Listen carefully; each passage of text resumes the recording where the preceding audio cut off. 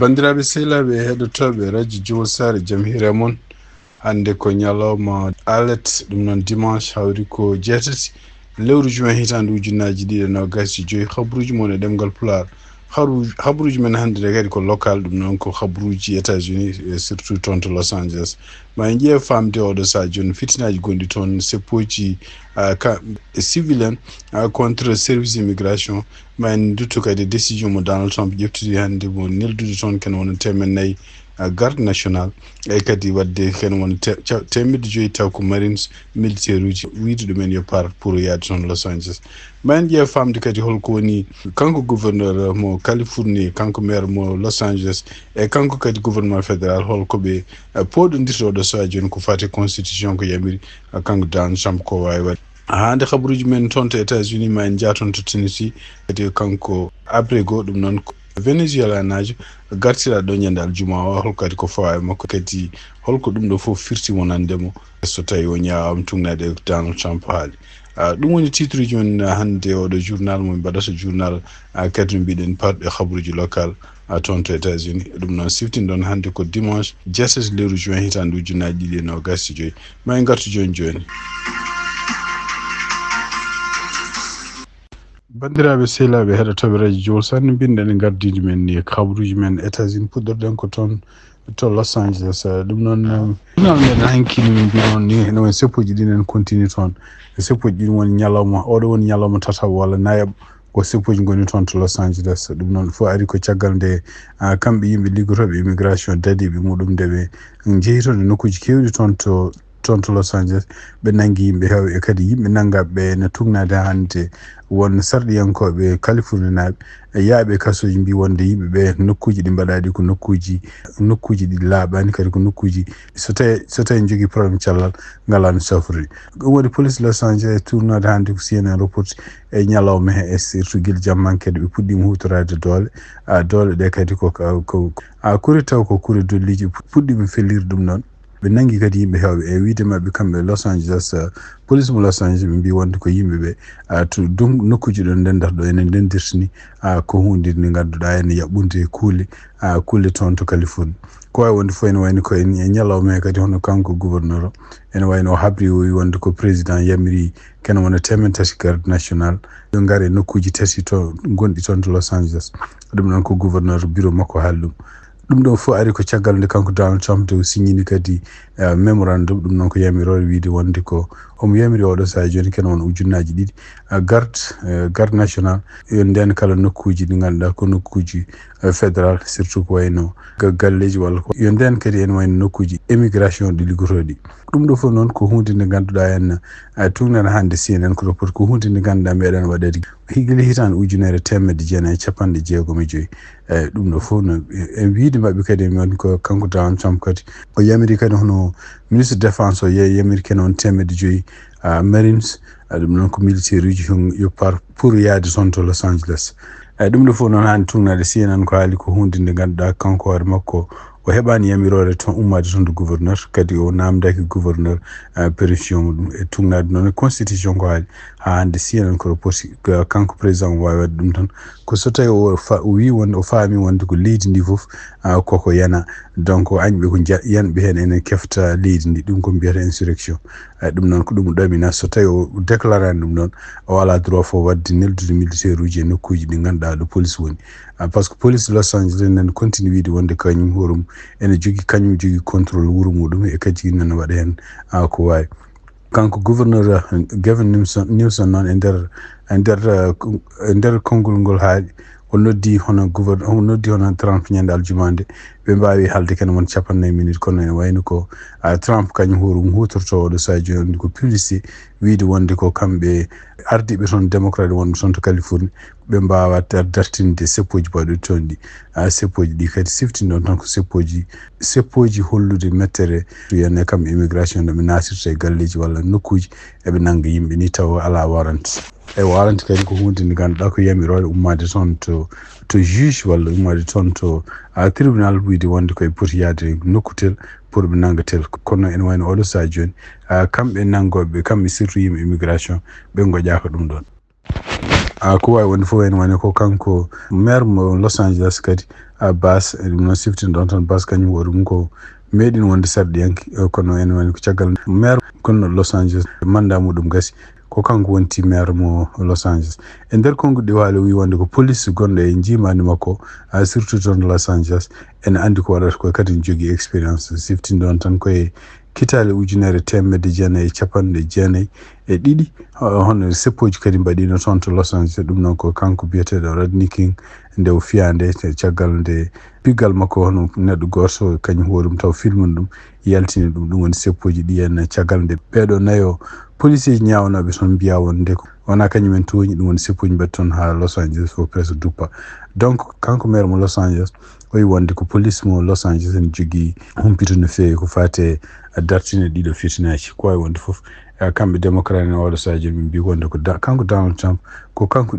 kanko fuɗɗi ɗi fitinaji neldude yimɓe immigration ene mbaɗa ko beela ko wawi wonde fof ene wayno ko haare nano fodɗo ummade joni hakkude gouverneur uji état ji kewɗi e contre kanko Donald Trump tugnade hande ko yimɓe haralaɓe yimɓe jandiyankoɓe kalata ɗum ɗo fof Donald Trump addiri kadi ɗiɗo habaruji kadi ko beele ko haaltino hakkude muɗum Elon Musk ko beele ne deƴƴe ɗum goɗɗum huccine ɗum noon kadi ko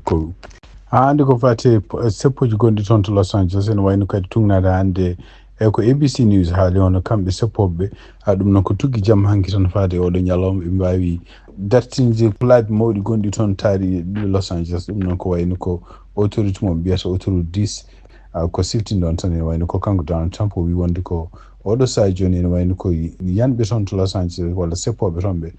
ko yimɓe yoɓaɓe yo ngar ne mbaɗa fitinaji toon e leydi he ɗum noon koko wiyete insurrectionist ɗum ɗon fof ko peeje kanko Donald Trump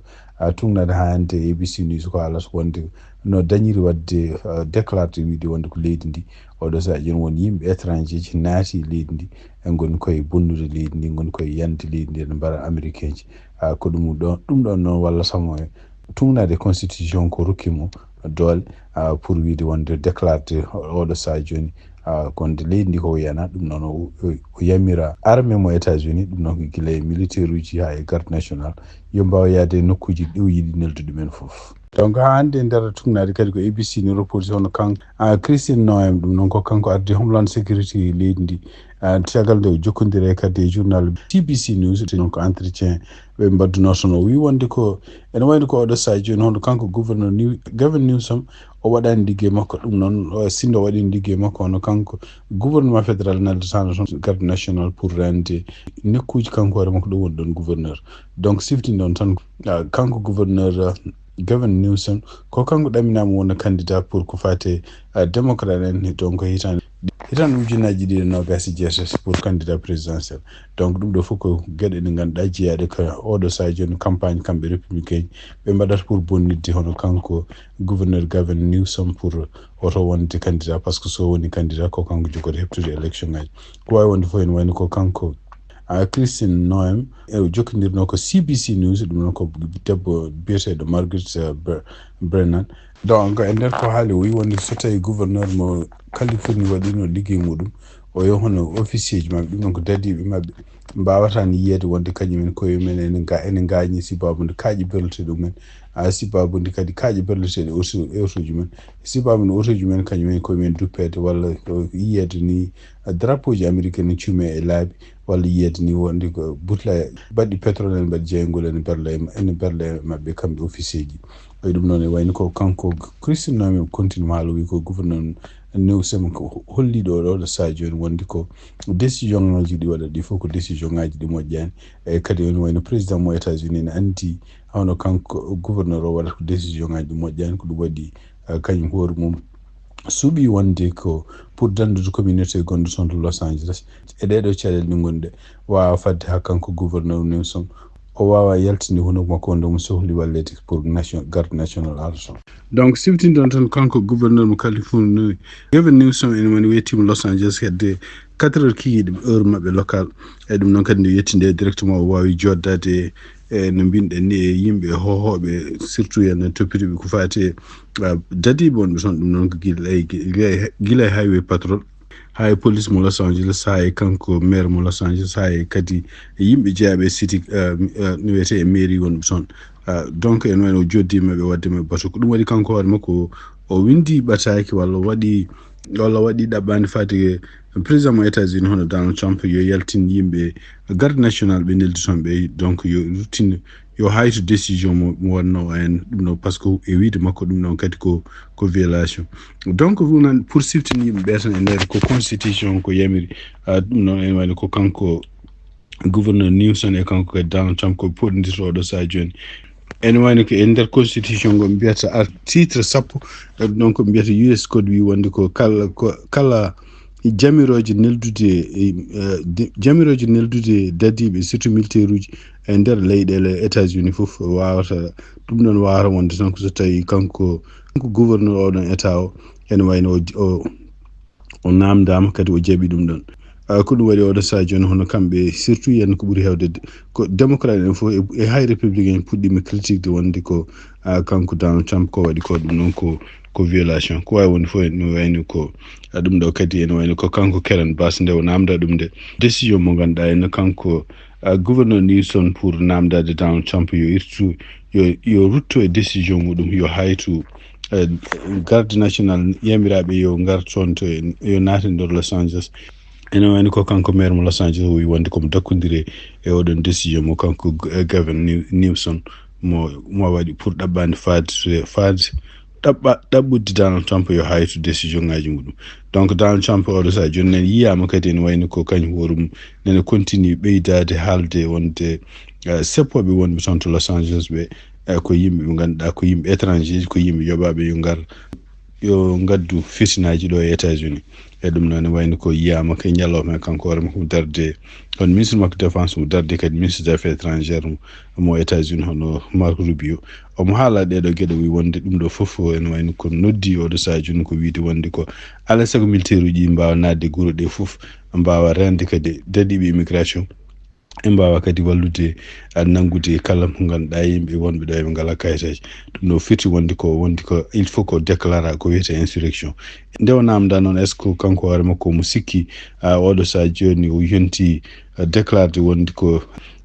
militaire uji caggal leydi naati e États-Unis ene bonna leydi ndi o wi o parani taw déclare ɗum kono noon wayno ko ɗum o miijaki ɗum taw kono noon so tawi tiisi muusi so ni continue ko ɗum jogori wadde hande ko fate caɗele gonɗe toon to Californie ɗum noon ko tungnade réaction ngaji jiyaɗe oɗo saa joni hono kanko adjoint gouverneur mo Californie biyeteɗo Eleni Kuna Lakis ne wayno ko kañum hoore mum en tuuma wonde ko kañum jogori wontude candidat pour gouverneur toon to Californie Gavin Newsom en wayno ko man woni koye mandamo cakkiti e nder halluji ɗo haali wi wonde komo sikki wonde ko altine janggo hono kamɓe Californie walla hohoɓe toon to Californie maɓe porte plainte contre kanko Donald Trump pour yamirde kene wona temmede nayyi garde national yo ar toon to Los Angeles e ɗum noon e wiide makko wati ko ɗum ɗo kadi ko hunde nde ganduɗa en dadiɓe wonɓe toon local wonɓe toon to Los Angeles ko hunde nde mbawi kañum hoore min toppitade e wiide makko kadi o wi wonde ko ɗum ɗo foof ko Donald Trump andaka holko woni actuellement holko woni laamu makko holko ɓe jiiɗi wadde so tawi ko eɓe continue hande kala ɗo wañi woni walla kala ɗo magasin woni walla kala ɗo boutique woni nadde toon ene huccide yimɓe surtout wiide wende ɓeɗo ko yimɓe nanduɓe yimɓe ɓe ngala kayitaji namdo ene nangu ɗumen ɓe ganda holno ndiɗo leydi jogori wawi o wi donc ene wayno ko ɗum kadi no Donald Trump waɗirɗo joni neldude yimɓe garde national toon to Californie ko noon gueɗe ɗe jahata ɓeydo bonde ha heɓa nokku ɗo ganduɗa en hankkadi wawa contrôlede ɗum ɗo fof o wi wonde ko e wiide makko ɗum ɗo kadi ko hunde nde kanko hoore makko teskitaki e temps moderne mo kanko gouverneur président mo États-Unis kañum hoore mum waɗata ɗiɗo décision ngaji taw kañum hoore waynodirani e gouverneur oɗon état to ɗeɗon caɗele mbaɗi ɗo hono kanko kadi sénateur mo gonɗo toon sénateur mo Californie biyeteɗo Alex Padilla ɗum noon ko sénateur démocrate e nder kadi konguɗi ɗi o haali kanko hoore makko o yenni no fewi décision mo kanko Donald Trump mo waɗi o caggal kanko hoore makko kadi nde o yenni facture mo Donald Trump neldata toon to congrès pour yo signine walla yo wote kono o haali kadi o wi wonde ko oɗo o wi wonde ko yimɓe en jogi droit sibabu no décision ngaji Donald Trump ko waɗata ko henne surtout henna o wi wonde ene wayno ko yimɓe sepoɓe ɓen ko sibabu nde wonde ko ɓe jiiɗa wonde oppude Donald Trump tan no woppe ne waɗa gueɗe ɗe wela fof e surtout henna gueɗe ɗe waɗa ɗe ko gueɗe ko criminel ko gueɗe kadi ɗe ganduɗa henna lundide laamu lundide kuule États-Unis kanko oɗo e sénateur o haali ɗum donc Donald Trump ko waɗa ɗo surtout ko waɗata ko yamirdemo ardu toon garde national ko pour haqqillaji ko haqqillaji ko haqqillaji natta miijade walla haalde ko gueɗe ɗe ganduɗa hen surtout facture makko gonɗo toon walla gueɗe ɗe ganduɗa kaaliseɗe hakkude makko e Elon Musk ɗum noon ɗum ɗo fof wi wonde ko wadde ko mbiyete henna ko distraction beele ne wayno ko beele ne wayno ko caɗele makko toon to Washington nanata haalede ko wawi wonde fof ene wayno ɗum ɗo kadi ko kanko badila kanko waɗi réaction donc siftinde bandiraɓe tan ene wayno ko kanko Donald Trump ko dukata oɗo saha joni ɗo fof walla ko gueɗe ɗe ganduɗa kalteɗe pour neldude garde national walla neldude militaire uji e won état ji won surtout habde walla wallude yimɓe dadiɓe immigration ɗum ɗo fof ko gueɗe kadi ganduɗa ene jeeya e facture mo jogui toon to sénat mo républicain mo poussere yo vote walla hay démocrate en jaltu hen facture kadi mo kanko Elon Musk kañum hoore mo wi wonde ko facture o fotani votede donc ɗum ɗo fof ko gueɗe ɗe ganduɗa kadi saabu ɓeydude kadi jeygol e caɗele gonɗe toon seppoji gonɗe toon to Los Angeles ɗum ɗo fof kadi hawnaki e wiide e sikke makko kanko Donald Trump ma wallu hono républicain ji hay yimɓe gona républicain ji kadi faami wonde caɗele nene gona e États-Unis surtout henna yimɓe ɓe wiyata criminel taw ko immigré ji kañumen jogui ɗen caɗele ko kañumen kadi goni yaltoɓe laabi ne ceppa ne duppa otoji walla ko way noon ɗum ɗo fof ko tumnade kadi e ko LA Times haali wiide wonde ko ɗum ɗo fof ko mbiyata diversion walla ko mbiyata ko distraction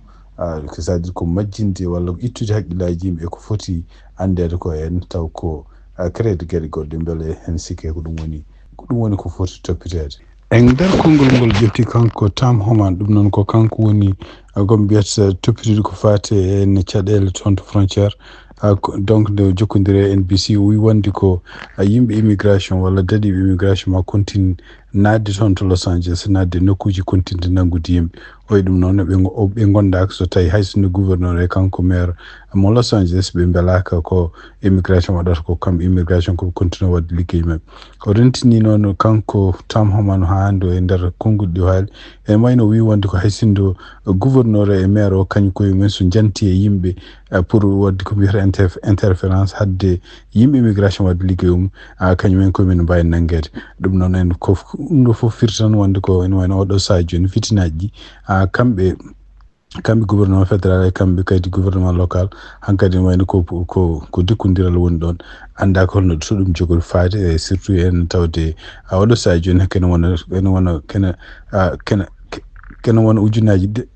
ujunaji ɗiɗi national garde national koko signinayo hawnaki ne ɓeydo toon to Los Angeles e kadi ene wayno ko kanko gouverneur o ko continue salade winde wonde ko garde national fotani nadde nokkuji illa nokkuji fédéral ɗi kanko Donald Trump ɗe jogui hattan walla ɗe jogui yamirore kono ene wayno ko anda ko ɗum jogori wade so tawi kanko Donald Trump fini subaka wi wonde ko États-Unis ne wayno oɗo saha joni woni koko hefta añɓe koko naate ɗum woni ko wiyete insurrection donc ene wawi o nelde militaire uji to yiɗi fof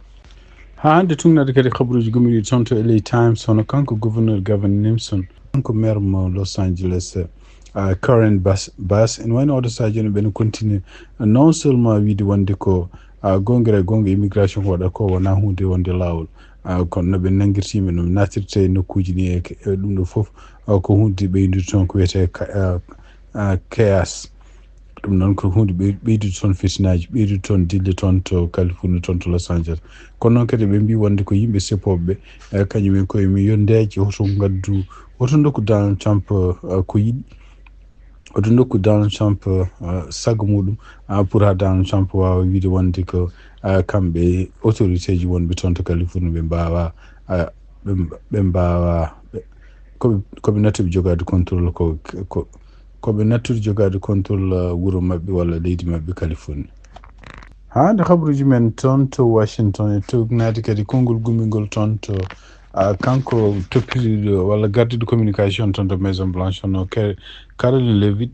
ene wayno o wi wonde ko kamɓe Maison Blanche oɗo ñalawma hande ɓe suspandi hono journaliste ABC News biyeteɗo Terry Moran noon ko kañum joddino e Donald Trump. ɗum noon ko wi mois d'avril waɗi ɗum entretien ha yiyani kanko Terry Moran omo yeddodiri Donald Trump walla mo haɗa ɗum haalde won gueɗe taw ko wiyedi makko camte kono noon e wayno ko kanko Caroline Levitt ko haali wi wonde ko kanko oɗo journaliste mo ABC biyeteɗo Terry Moran e wayno ko kanko hoore makko won gueɗe ɗo postuno hen e page makko X noon ko kañum wonno Twitter e nder ko page makko X ko haalno hen o haali hen haaluji o sifi Donald Trump e conseiller muɗum goto biyeteɗo Stephen Miller o wi wonde ko yimɓe ɓe ganduɗa ko yimɓe añɓe joguiɓe gañantumagal contre yimɓe foof e nder kadi ko ɓeyti hen o wi wonde ko Donald Trump gañantumagal muɗum faade yimɓe ko gañantumagal tan pour beele haaju muɗum humto kono noon Terry Miller gañantumagal muɗum kañum hoorumine añi yimɓe ene añi yimɓe foof kadi ne wawi ñamde ni yimɓe sibabude neɗɗo wonde muɗum joguiɗo ɓernde bonde. siftinde on tan ko hono kanko Stephen Miller kadi o meeɗi wonde gouvernement Donald Trump nde laami hitande 2016 ko wawi wonde fof ene wayno ko caggal muɗum hono kanko tugnata hande kanko Caroline Levitt ko haali o wi wonde ko ɓe mbawi jokkodirde ABC hono kamɓe Maison Blanche pour wiide wonde yo ABC ƴeewa holko waɗata suwa ko suwa wonde ko kanko Terry Moran complètement o seeke liggey makko toon to ABC walla ka o suspende pour le moment kam o ɗo ɓe goni ɗo ene wayno ɓe kaɗimo hankkadi nattude toon to Maison Blanche tugnade hande kanko Caroline Levitt ko haali ndew jokkodire jeyandiyankoɓe hande oɗo ñalawma. hande kabaruji men États-Unis hono toon to Tennessee hono kanko Abrego Garcia ɗum noon Kilman Abrego Garcia nangganoɗo nawa toon to El Salvador caggal mum laamu ngu wi wonde o nangira walla o nawra toon ko par heure siftinde on tan kanko artirama ɗo en ñande aljumande e kono wonni ko oɗo saaha omono nangga kadi omon ko gueɗe kewɗen pawa e makko gueɗe pawaɗe makko ɗe noon ko gueɗe nder hitan ujunnaji ɗiɗi e nogas ɗiɗi tugnere hande ko rapport haali o to ene wayno ko toon to Tennessee won nangguɗo won yimɓe dadiɓe nangguɓe omo jogui oto omo waɗi yimɓe hewɓe ken won 12 neɗɗon woni oto e tugnere handi ko fawa wonde ko ɓeɗo yimɓe ko yimɓe o itta toon to Houston ko donc yimɓe ɓe ngala kayitaji omo nanna ɗumen e nder leydi e taw kadi kanko hoore makko mo yoɓe hen donc en ndew namda nde o wiya o wi e tugnere hande ko rapport haali ko fawa ko takka ko ene wayno o wi wonde state troupe ɗum noon ko dadiɓe nangguɓen ɓe wonde ko kamɓe fof ɓe gonno ko oɗon saaha ɓe gummino ko Saint-Louis ko toon gonno jonti ɗiɗi eɓe jaano pour ko fate magol kono e wayno ko kamɓe militaire uji kamɓe dadiɓe nde ɓe ƴeewi hitande ko adi ɗum fof nde oɗon oto meeɗani yetta toon to Saint-Louis kono oto wonno ko toon to Houston ɗum noon ko toon to Texas en ko wawi wonde fof ene wayno ko ha hande tugnade kadi e ko kamɓe enquêteur uji koɓe kaali ko e walla won enquêteur goto mo ganduɗa mo caliɗo haalde inde mum wi wonde ko a famani holno ɓe gaddi ɗeɗo gueɗe foof e pawe e oɗo biyeteɗo Abrego e ko neɗɗo miskino elle wonde ko neɗɗo important ɗum ɗo fof ko pour beele eɓe ɗum ɗo fof beele koɓe prouve wonde ko kanko Abrego Garcia omo ene wayno ko haysindo daɗi haysinde kamɓe laamu ngu yen ɓe haysinde kamɓe laamu ngu e ɓe ɗoftunoke adana wonde ko ñaawoɓe walla yimɓe démocrate en ko kalano pour kanko Abrego Garcia yoroke ko wiyete due process oɗo ko fawa e makko ko kam joni alay saago so ñaawama ma o nayi on tawi ko coupable ɗum noon kanko Donald Trump o wi ɗum ɗo ene wayno ko ala fof no wawi wadde hono kanko Abrego o ñaawe o nawi toon tribunal o tawi wonde ko wona kanko tooñi o kadi ene wayno kanko Donald Trump o fuɗɗima jalkide démocrate en jeyaɗo toon to Maryland kañum hoore mum wayno janoɗo ha to toon to El Salvador pour wiide Abrego Garcia no foti rokkede due process e nder kanko Donald Trump ko wi wonde ko wi ko Van Hollen ko loser ɗum noon ko neɗɗo perdo ene foti hersude oɗo sadio no foti huccidde leydi Amérique yaafo ɗumen yaafno ɗum sabu ko woni koye def fandude criminel eno donc e jaabol makko kanko Van Hollen ene wayno jaabima Donald Trump o wiyande ko Donald Trump kañum e yimɓe liggontoɓe ɗum ɓoccoɗe ko kañum en poti huccidde leydi Amérique jaafno ɗumen oɗo sadio ene wayno ko kanko Donald Trump omona kadi continue hande ƴewde gueɗe ɗe ɓe mbawi fawde e Abigo Garcia hay sinno ɓe garti ɗum États-Unis au moins kam ɓe mbawi fawde muɗum gueɗe pour wiide wonde ko criminel ɓe mbawi déporte ɗum ɗum noon ko tugnade kadi eno constitution yamiri hande habaruji men local toon to Talahoma ɗum noon ko toon wuuro wongo toon to Tennessee wuuro ngo kadi woni ko kene wona 77 mile o hakkude muɗum e Nashville e wayno ko avion goto yani toon avion kadi ko baɗɗo moturuji ɗiɗi donc ene wayno avion yani ko toon tugnata hande fedde fédéral toppitino ko fate kisal avion ngaji mbiyata FAA ɓe mbi wonde ala mayɗo hen donc ene wayno ko oɗo sadio ɓe mbi wonde ko ene waɗi yimɓe gañiɓe ken woni yimɓe jeegom ko hen goto no e gañiɓe ene wayno ko gañande muɗum koko woni ene jogui gañanɗe musɗe oɗo sadio nen tampi donc ene wayno ko e yimɓe jeegom gañiɓe hen ɗiɗo nawrako par hélicoptère hen nayo kañumen nawrako par autoji ambulance toon to hôpital uji ɓen woni antirɓe ko wawi wonde fof ene wayno ko avion o no mbirni ala mayɗo hen kono ene wayno ko yani ko sara aéroport gonɗo toon to Nashville donc kene wona hedde 12h30 heure mabɓe local ɗum noon tugnade hande FAA ko haali ɓe kalano holkoni sababu oɗo accident kono ko wawi wonde foof ko woni important hen ko hay goto ma hen taw tugnade kamɓe FAA tugnade kadi service toppitiɗo ko fate highway patrol o toon to Tennessee. bandiraɓe sehilaɓe heɗotoɓe radio Joow Sare habaruji moɗon e ɗemgal Pulaar gasi ha laaɓi yen mbaali jaam ha janggo kadi so Allah jaaɓi on jarama.